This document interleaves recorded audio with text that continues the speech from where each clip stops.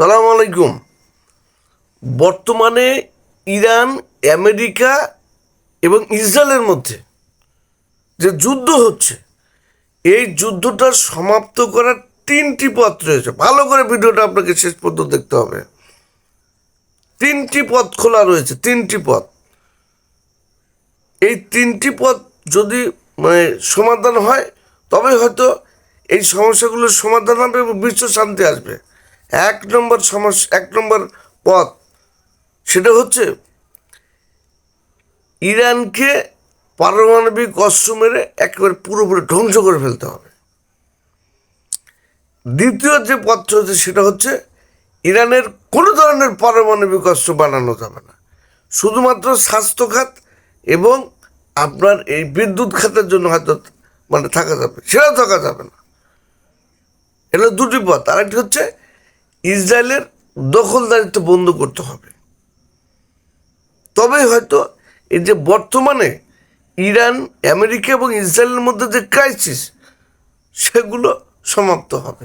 এখন আসলে এক এক করে আমরা বুঝি এই যে তিনটি শর্ত আসলে এগুলো পূরণ হবে কিনা, বা এটা সমস্যার সমাধানের উপায় আছে কিনা, বা আন্তর্জাতিক কোনো শক্তি আছে কিনা, সেই বিষয়ে একটু আলোচনা করলেই হয়তো ভিডিওটা শেষ হয়ে যাবে। আমরা দেখেন যে আপনাদের বর্তমানে আমরা যেটা বলি যে গ্রেটার ইসরায়েল, এই যুদ্ধ সমস্যার সমাধানের জন্য ইসরায়েলকে অবৈধ দখলদারিত্ব বন্ধ করতে হবে। অর্থাৎ ইসরায়েল এবং ফিলিস্তিনের মধ্যে দ্বিরাষ্ট্র সমাধানের মাধ্যমে, দ্বিরাষ্ট্রের মাধ্যমে এই সমস্যার সমাধান করতে হবে এবং ইসরায়েলকে রাজি করাতে হবে আন্তর্জাতিকভাবে। আমরা জানি এখন অনেকে যদি যারা মুসলমান রয়েছেন, মিডল ইস্টের বিভিন্ন রাষ্ট্র রয়েছেন, তারা যদি বলেন যে না, মিডল ইস্টে ইসরায়েল কোনো রাষ্ট্রই থাকা যাবে না, এটা কিন্তু অসম্ভব। ইসরায়েল যাবে কোথায়? তারা ইহুদি মানুষ, তারা যাবে কোথায়? তাদের তো একটা রাষ্ট্র দরকার আছে।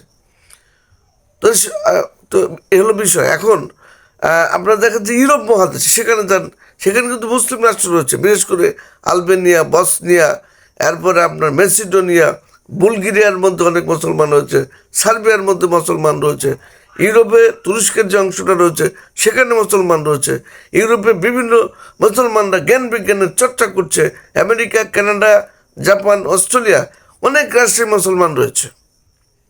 বুঝতে পারছেন? তো এখন এই ইসরায়েল, গ্রেটার ইসরায়েল তৈরি করার সময় থেকে বেরিয়ে আসবে কিনা, সেটা আপনারা ভালো করে জানেন। আমার তো মনে হয় এটা হবে না। আচ্ছা, গেল। দ্বিতীয় হচ্ছে আপনার পারমাণবিক অস্ত্র মেরে পুরো ইরানকে ধ্বংস করে ফেলতে হবে। বড় বড় 2-4টি পরমাণু অস্ত্র মেরে ইসরায়েলকে ধ্বংস করে ফেলতে হবে। পুরো একটা মানুষও থাকা যাবে না, কোনো সামরিক বাহিনী থাকা যাবে না। বুঝতে পারেন? তবে হয়তো এই সমস্যার সমাধান হবে। ওটা কি সম্ভব বলেন? আপনার ওখানে পারমাণবিক অস্ত্র আশেপাশে তো অনেক রাষ্ট্র রয়েছে, তারা প্রতিক্রিয়া দেখাবে, তারা হয়তো পাল্টা আক্রমণ করবে তারা ক্ষতিগ্রস্ত হলে। এই একটা বিরাট ভয় রয়েছে।